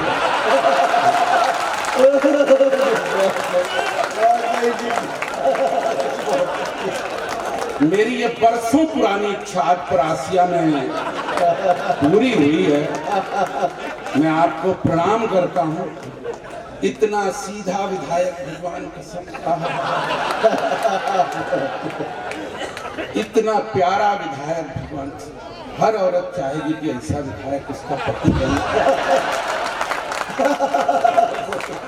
मैं विधायक जी आपके चरणों को प्रणाम करता हूँ, आपके चरणों की धूल को प्रणाम करता हूँ, धूल में लगे हुए कण को प्रणाम करता हूँ, कण में छिपे हुए अणुओं को प्रणाम करता हूँ, प्रत्येक अणु में छिपे हुए परमाणुओं को प्रणाम करता हूँ, प्रत्येक परमाणु में छिपे इलेक्ट्रॉन, प्रोटॉन, न्यूट्रॉन को प्रणाम करता हूँ। कुल मिला के विधायक जी मैं आपको इलेक्ट्रॉनिक प्रणाम करता हूँ भाई साहब। कोई मतलब नहीं है भाई साहब। अब आपको लगा होगा कि ढंग का कवि अब आया। ये आपका दोष नहीं है मेरे भाई, ये अपने देश में होता है। जब भी आप लोगों को टेलीविजन पर कोई अच्छी फिल्म या मनपसंद कोई सीरियल देखना होता है, उसके पहले आपको ढेर सारे विज्ञापन बर्दाश्त करने पड़ते हैं। मुझसे पहले अब तक मंच पर जो कुछ भी हुआ, सीरियल अभी स्टार्ट हो रहा है भाई साहब।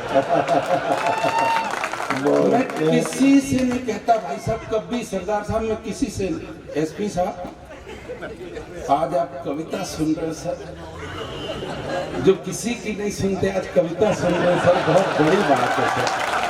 मैं आपको भी प्रणाम करता हूं सर। आज आप मन गदगद हो रहा है कि पुलिस हमारी बात सुन रही है, हमारी कविता सुन रही है सर। आप हैं तो हैं, लोग हलचल मच रही है, हम किसी से नहीं कहते। इतने सरदार बैठे हुए, मेरा प्यारा भाई छोटा वाहिगुरु भाटिया, मैं कभी किसी से नहीं कहता आप भी बैठ जाओ सर, अच्छा सा पड़ोस देख करते। एक तो जो नई जैकेट पहन लेते हैं उनके साथ दिक्कत ये है कि बार बार सबको बताते हैं क्या भैया नई है आप, तो ये होता है उधर से उधर अच्छा वो पीछे चले गए। मैं ये कह रहा था, मैं किसी से नहीं कहता भगवान कसम ताली बजाओ, ये हिमांशु भंडारा ताली बजाओ, जोगी जी कह रहे ताली बजाओ, ज्योति त्रिपाठी ताली, क्यों बजा? मान लो रात भर के 4-5 घंटे में एसडीएम साहब इन लोगों की ताली बजाने की आदत पड़ जाए, वो दोपहर को किसी चौराहे पे बजाने लग जाए तो लोग आश्चर्य से देखेंगे कि ये वो है कि वो है। कोई मतलब नहीं। जब अच्छा लगे, जब मन पड़े बजाओ, नहीं मन पड़े नहीं बजाओ। आप लोग कोई ताली बजाने वाले थोड़ी हैं। ताली बजाने वाले तो जब कोई शुभ कार्य होता है तो आते हैं बेचारे। आपको टेंशन बिल्कुल मतलब, मैं कोई टेंशन लेता नहीं, मैं कोई टेंशन देता नहीं। 5-7 मिनट खड़ा रहूंगा, वीर गति को प्राप्त हो जाऊंगा, अगले कवि का नंबर लगेगा। आपको हंसना चाहिए, हंसी बड़ी मुश्किल से चेहरे पर आती है सर। मेरा काम ही हंसाना, इससे बड़ा कोई काम आता नहीं मुझे। क्योंकि किसी कवि ने कहा कि झील पर क्यों हंसाना मेरा धर्म है, क्योंकि किसी कवि ने कहा कि झील पर पानी बरसता है हमारे देश में।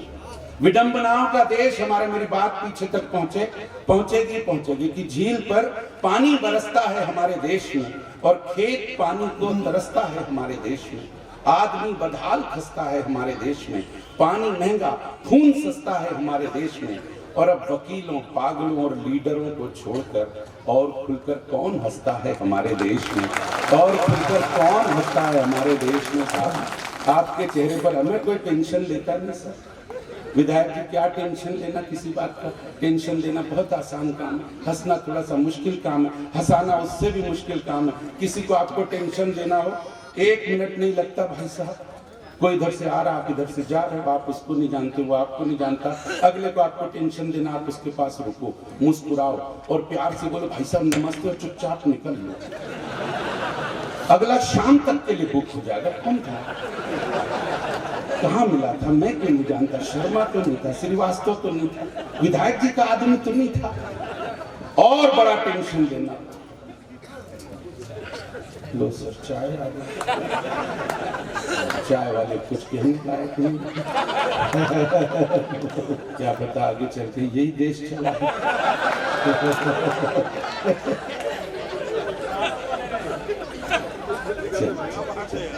आप बेहिचक पीजिए, बेहिचक खाइए, मेहनत हम लोग कर रहे हैं। नहीं आप पीजिए सर, कुर्सियों पे बैठ के लोग देश खा रहे, आप तो केवल चाय पी रहे हैं।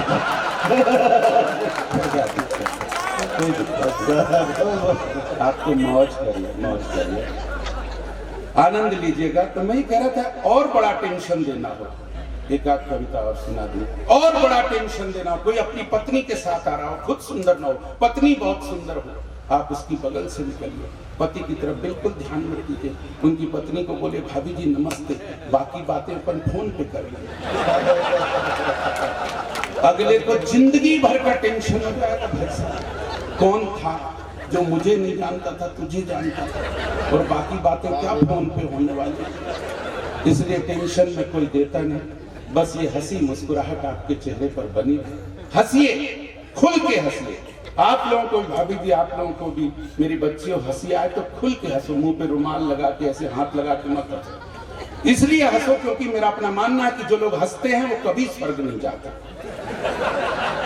नहीं, आप लोग गलत समझे, अगली बात आए तो पहली बार ताली मांगता हूं। जो लोग हंसते हैं वो कभी स्वर्ग नहीं जाते, बल्कि ऐसे हंसते मुस्कुराने वाले लोग जहां पर भी जाते हैं अपने आप वहां स्वर्ग हो जाता है भाई साहब। इसलिए भी हंसना चाहिए, इसलिए भी हंसना चाहिए। हम लोग क्या करें साहब, ये जो जमीन पर बैठे जमींदार हैं इनको भी प्रणाम करता हूँ साहब। घर पे इज्जत नहीं मिलती, घर पे कोई ध्यान नहीं देता, इसलिए इधर उधर भटकते फिरते। हाँ देखिए, नहीं फोटो सावधानी से खिंचवाना चाहिए। ये जितने भी फोटोग्राफर होते हैं इनका काम होता है, किसी भी शादी में चले जाओ, जितने भी फोटोग्राफर होते हैं दूल्हे का फोटो दूर से लेते, दुल्हन का क्लोजअप लेते। एक शादी में मैं चला गया तो फोटोग्राफर लगा हुआ था, दूल्हे का चेहरा कहीं ऐसे करे कहीं ऐसे करे, दुल्हन का चेहरा कहीं गाल कहीं बाल। मेरा दिमाग खराब हो गया, मैंने कहा कर क्या?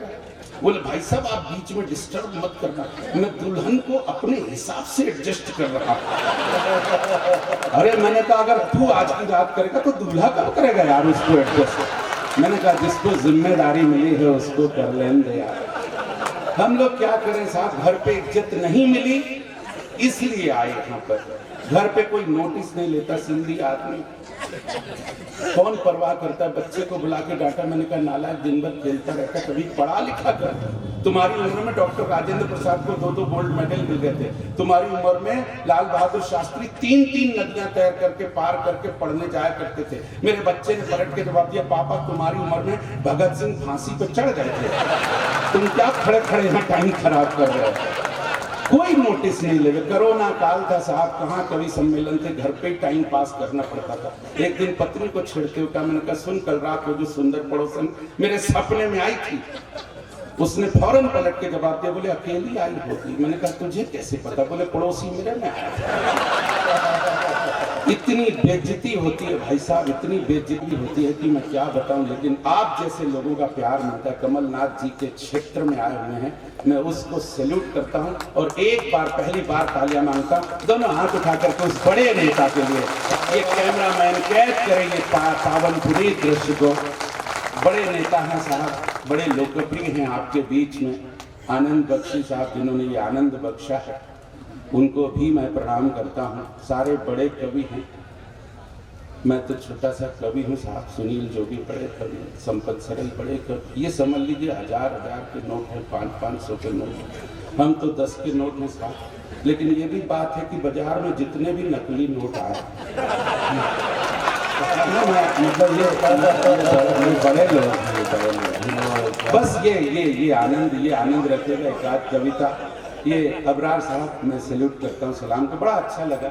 उधर मौलाना साहब बैठे हुए, अबरार साहब आप बैठे हुए, सरदार बैठे हुए, हिंदू मुस्लिम सिख ईसाई।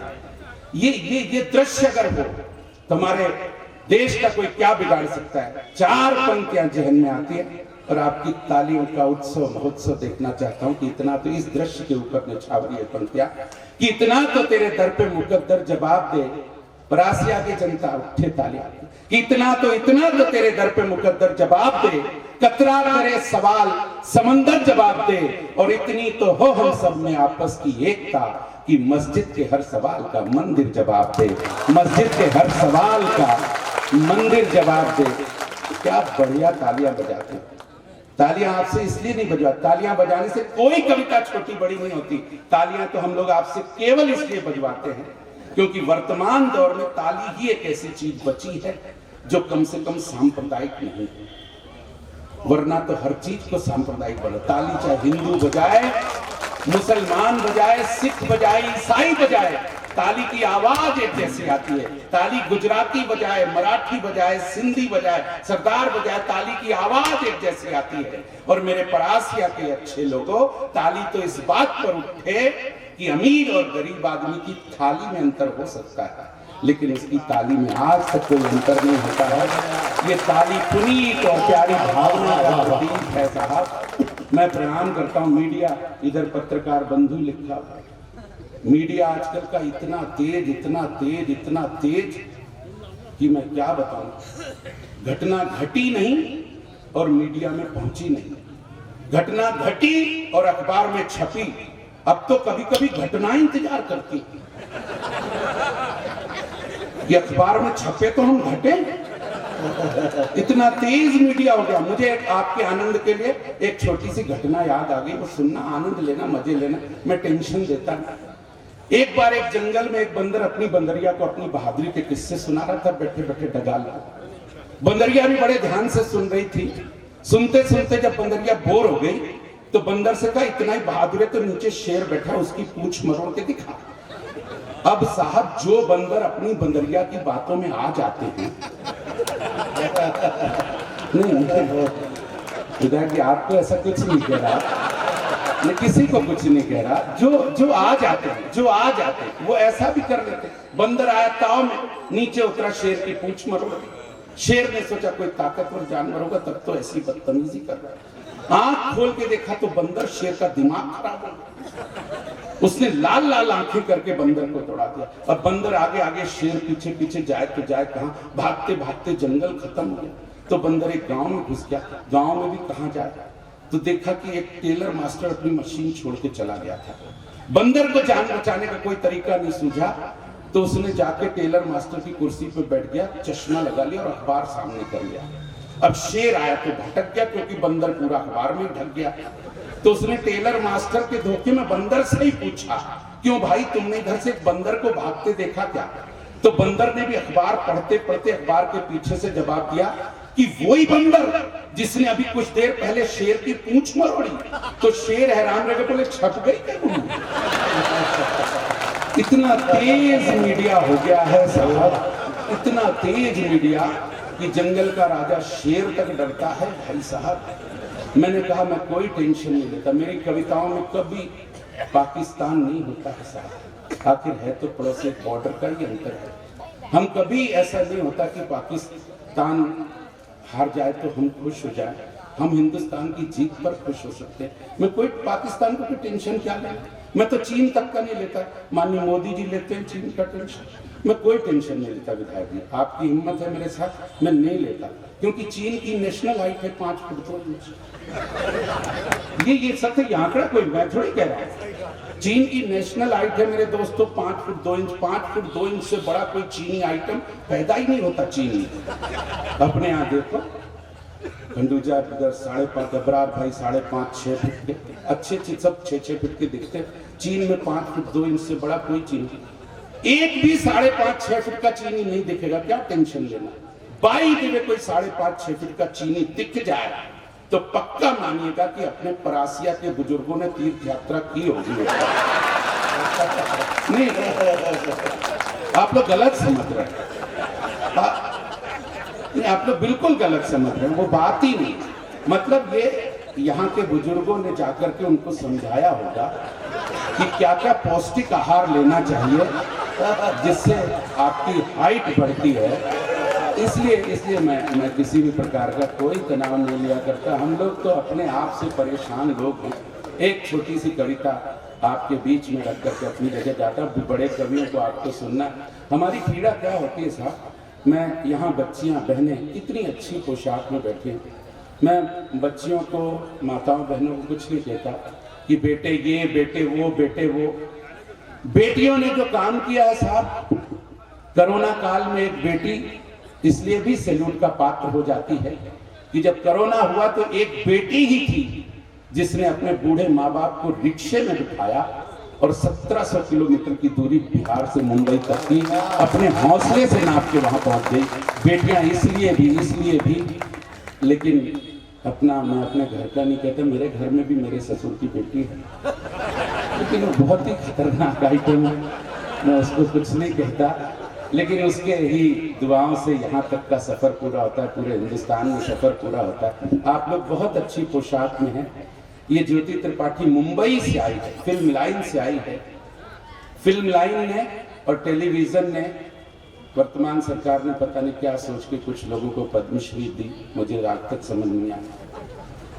कोई एकता कपूर को भी मिली तो करण जौहर को भी मिली। एकता कपूर के सीरियल क्या, इसका रिश्ता उससे, उसका रिश्ता उससे, उसका रिश्ता और उससे, और सीरियल का नाम पवित्र रिश्ता। अब बताओ भाई साहब, इसमें काय की पवित्रता, लेकिन उनको भी मिल गया साहब। लेकिन सर्वाधिक चर्चा हुई, आपकी तालियां इसलिए उठे सर्वाधिक चर्चा हुई, टेलीविजन पर सबसे ज्यादा चर्चा हुई जब आदिवासी क्षेत्र से कोई महिला और देसी धोती डाले हुए नंगे पैर बिना पांव में चप्पल लिए वो जब राष्ट्रपति महोदय तक पहुंची तो लोगों ने उस दृश्य को सबसे ज्यादा सैल्यूट किया, सलाम किया कि ऐसे लोगों को भी पद्मश्री कम से कम मिलने लगे। अपने पद्मश्री सुनील जोगी भी हैं साहब। मैं महिलाओं को प्रणाम करता हूं। मैं कह रहा था मेरे ससुर की भी जो बेटी है, मेरी जो पत्नी है, उसका भी त्याग कमाल का है। 9 दिन के व्रत चले साहब, 9 दिन के नवरात्रि के। 2 किलोमीटर दूर था मंदिर, पूरे 9 दिन वो नंगे पैर मंदिर तक गई, लेकिन जब लौटती थी तो पैर में चप्पल रहती थी। ये आखिर हम तो सुंदरी सिंधी की पत्नी। एक कविता 2 मिनट की सुना करके अपने बीच जाना चाहता हूँ। बस प्यार दीजिएगा, दुलार दीजिए, आप खूब हंसे मुस्कुराए, मेरी आवाज आप तक पहुंची, इसके लिए भी मैं अपने आप को धन्य मानता हूं। जब आवाज बुलंद हो तो सारी व्यवस्थाएं अपने आप बन जाती हैं। छिंदवाड़ा में कमलनाथ जी की आवाज को मैं कम से कम ऐसी आवाज मानता हूं कि पूरे देश की व्यवस्थाएं दुरुस्त करने में सक्षम है। और ये शायद कवियों के लिए भी चाय आ गई। चाय वाले बहुत हैं परासिया में, लगता है बेकार दोष देना। मैं कह रहा था मुंबई, 2 मिनट और दीजिएगा, उसके बाद मैं चला जाऊंगा। ये आप लोग बहुत अच्छी पोशाक, पूरी तरह से भारतीय पोशाक में बैठी हैं। टेलीविजन ने इतना नुकसान किया, ये कपूर के सीरियल्स ने इतना नुकसान किया, ऐसी ऐसी ड्रेस आ गई। एक खतरनाक चीज आई, रीमिक्स। मैं भी एक पुराने गाने लेकिन नया पहनावा, पुराने गाने नए प्रयोग, उसने बहुत ज्यादा नुकसान किया है। मैं भी अपने बच्चे के साथ बैठ करके एक ऐसा ही रीमिक्स देख रहा था। 6-7 लड़कियां छोटे छोटे कपड़ों में नृत्य कर रही थी। मुझे उनके पहनावे पर कोई दिक्कत नहीं हुई, लेकिन जिस गाने पर वो नृत्य कर रही थी वो गाना था छोड़ दो आंचल जमाना क्या करेगा। मुझे लगा आंचल है कहां। मुझे लगा अगर इन सब के बीच दुर्योधन और दुशासन का पुनर्जन्म हो जाए और दुर्योधन दुशासन से कहे बेटा चीर खींच, तो दुशासन तो आत्महत्या ही कर ले। खींचे क्या, कुछ हो तो खींचे। तब मुझे लगा शायद ये आंचल शब्द कह जरूर दिया है इन्होंने, लेकिन आंचल से शायद परिचित नहीं है ये। तब मैंने उनको 2 मिनट में आप सबकी दुआ और मेहरबानी से समझाने की कोशिश की है कि ओ अर्धनग्नता और पूर्ण नग्नता के बीच लटकती हुई बालाओ, शैतान की खालाओ, ओ नेहा मल्लिका बिपाशा, पहले कम से कम जान तो लो आंचल की परिभाषा। अच्छी कविता रख रहा हूं तो अच्छी तालियां भी चाहता हूं आपकी। आप अच्छी तालियों पर, अच्छी कविताओं पर अच्छी तालियां बजाएंगे तो कवि अच्छा लिखेगा साहब। कि ओ अर्धनग्नता और पूर्ण नग्नता, खुले आपकी तालियां। ओ अर्धनग्नता और पूर्ण नग्नता के बीच लटकती हुई बालाओ, शैतान की खालाओ, ओ नेहा मल्लिका बिपाशा, पहले कम से कम जान तो लो आंचल की परिभाषा। अरे आंचल में प्यार होता है, स्नेह होता है, ममता होती, ममत्व होता है, लाड़ होता है, नन्हे नन्हे बच्चों का सीमित खिलवाड़ होता है। आंचल में प्रेम होता है, चाह होती है, माँ से बच्चे तक पहुंचने की एक नन्ही सी प्रेम भरी राह होती है। बच्चे के छोटे से दुख में भी माँ की एक लंबी आह होती है। और कभी माँ के आंचल के साये में सिमट करके देखना, घने बरगद जैसी ठंडी ठंडी छांव होती है। प्रणाम करता हूँ, पहली बार संवेदना आपकी आई। ऊर्जा और बढ़ाना, विदा करना मुझे कि कभी माँ के आंचल के साये में सिमट करके देखना, घने बरगद जैसी ठंडी ठंडी छांव होती है। माँ के आंचल के स्पर्श मात्र से ऊर्जा बनाए रखेगा। माँ के आंचल के स्पर्श मात्र से सरहद पर जाते हुए सैनिक का खून बढ़ जाता है, दुश्मनों से लड़ने के लिए जैसे रक्षा कवच चढ़ जाता है। और पंजाब की कोई बेबे जब फैलाती अपना ये आंचल मातृभूमि के लिए, तो उसका इकलौता लाल भगत सिंह हंसते हंसते फांसी पर चढ़ जाता है। प्रणाम परासिया, आभार परासिया। पंजाब की कोई बेबे जब फैलाती अपना आंचल मातृभूमि के लिए, तो उसका इकलौता लाल भगत सिंह हंसते हंसते फांसी पर चढ़ जाता है। भारत माँ के आंचल की आजादी के लिए हंसते हंसते हजारों नौजवानों ने भारत माँ के आंचल की आजादी के लिए हंसते हंसते जान देने के सपने बुने थे। और भारत माँ के आंचल के स्वाभिमान को कोई चोट न पहुंचे, इसके लिए गुरु गोविंद सिंह के 2 मासूम बच्चे हंसते हंसते दीवारों तक में चुने थे। हंसते हंसते दीवारों तक में चुने थे। हंसते हंसते दीवारों तक में चुने थे, बहुत बहुत आभार, हंसते हंसते दीवारों तक में चुने थे। अपने मुट्ठी भर साथियों को लेकर वीर शिवाजी मजबूत औरंगजेब के सामने भी मजबूती से खड़ा था। और यही वो आंचल है जिसमें बांध कर अपने नन्हे दुधनुहे बच्चे को महारानी लक्ष्मीबाई ने अंग्रेजों से एक लंबा युद्ध लड़ा था। महारानी लक्ष्मीबाई ने अंग्रेजों से एक लंबा युद्ध लड़ा। आंचल की अपनी रवानी है, आंचल की अपनी जवानी है, आंचल की अपनी आन है, बान है, शान है। आंचल नहीं थामा है जब सरहद पार से आई है कोई खबर, तो इस आंचल नहीं थामा है आंसुओं के सैलाब को। जब पत्रकार कहते हैं कि इतनी नग्नता क्यों, इतनी अश्लीलता क्यों, तो ये हीरोइनें जवाब देती हैं कि हमारे पास सुंदरता है, हम उसे क्यों ना दिखाएं। तो आप सबकी तरफ से छोटा सा कवि जवाब देता है कि दिखाओ, अपन तो तैयारी, दिखाओ, खूब दिखाओ। तुम्हारा अपना शरीर है, जैसे चाहे इनकी बोली लगाओ, लेकिन तुम्हारे इन शारीरिक प्रदर्शन ने, तुम्हारी इस अश्लीलता ने पूरे देश में जाने कहां कहां दंगा कर दिया। और मेरी भटकी हुई बहना, तूने अपने सर पर विश्व सुंदरी का ताज तो रख लिया, लेकिन अपने पूरे देश की सभ्यता और संस्कृति को नंगा कर दिया। इसलिए दिखाओ, दिखाओ, तालियों से विदा करिए। इसलिए दिखाओ, दिखाओ, दिखाओ, खूब दिखाओ, जैसे चाहे इनकी बोली लगाओ, लेकिन कम से कम भगवान के लिए, ऐसे प्यारे प्यारे श्रोताओं के लिए, हिंदुस्तान के लिए कम से कम दूध, ममता और आंचल जैसे शब्दों को मत लजाओ। आंचल जैसे शब्द। बहुत बहुत धन्यवाद। सीधे सीधे कवि से संवाद हो, कविता और कवि सम्मेलन के लिए ये ठीक नहीं है। अगर कोई व्यवस्था हो, विधायक जी आपकी सुनी जाती हो, मेरी तो कोई सुन नहीं रहा, बंद कर। बहुत धन्यवाद। विधायक जी ने कुछ केवल इशारा किया, उंगली पतनी किसे दिखाई, मैं तो जानता हूं, लेकिन उस एक उंगली से काम हो गया। ये विधायक की ताकत है। मैं भी उनकी उंगली की पावर चेक कर रहा था। उंगली की पावर बहुत बढ़िया बेटियों पे उन्होंने सुनाया, सुंदरानी जी ने। मेरे घर भी एक नन्ही परी ने जन्म लिया। मैंने बेटियों पर बहुत कविताएं लिखी हैं। एक बेटी को ही बुलाना है, इसलिए मैं महनीय लोगों की उपस्थिति है। एसडीएम साहब भी हैं और घड़ी आज छोड़ो, आज तो घड़ी रहने दो, आप आनंद लो।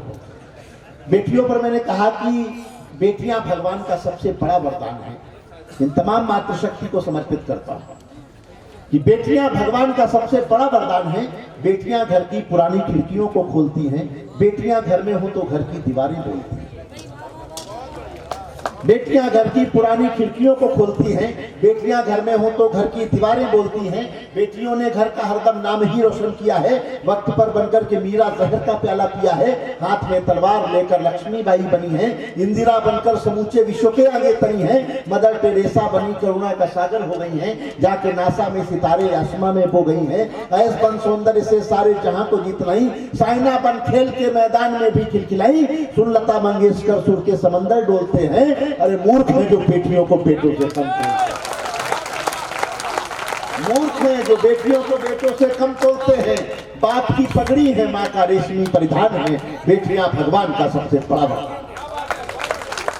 पूरा इतिहास एक बंद में सुनाता हूं। कल इंदिरा गांधी जी का जन्मदिन, हम उसमें धीरे धीरे प्रवेश कर रहे हैं कि पद्मिनी बनकर के जौहर की कला दिखला गई है। पद्मिनी बनकर के जौहर की कला दिखला गई है। पति के प्राणों के लिए यमराज से टकरा गई है। मूर्ख कालिदास ने विद्योतमा से बुद्धि पाई और एक रत्नावली ने राह तुलसी को दिखाई। गार्गी ने विद्वता से ज्ञान को आगे बढ़ाया और सीता ने जहां को धर्म पत्नी का बताया। एक राधा के बिना है कृष्ण का किस्सा अधूरा। भक्ति रस को प्राण देता एक मीरा का तमूरा। सरस्वती जी आज जग में ज्ञान की देवी बनी है। लक्ष्मी जी सारी दुनिया के कुबेरों पर तनी है और दुर्गा शक्ति का वरदान बनकर छा रही हैं। बेटियां ही हैं जो सारी सृष्टि को महका रही। बेटियां ही हैं जो सारी सृष्टि को महका रही हैं। बेटियां धरती का गौरव है, गुणों की खान है। बेटियां भगवान का सबसे बड़ा वरदान। तो मैं ऐसी एक बेटी को मैं बुलाता हूं। डॉक्टर भुवन मोहिनी यहाँ इंदौर से हमारे बीच हैं। वो आए और अपनी कविताओं का जादू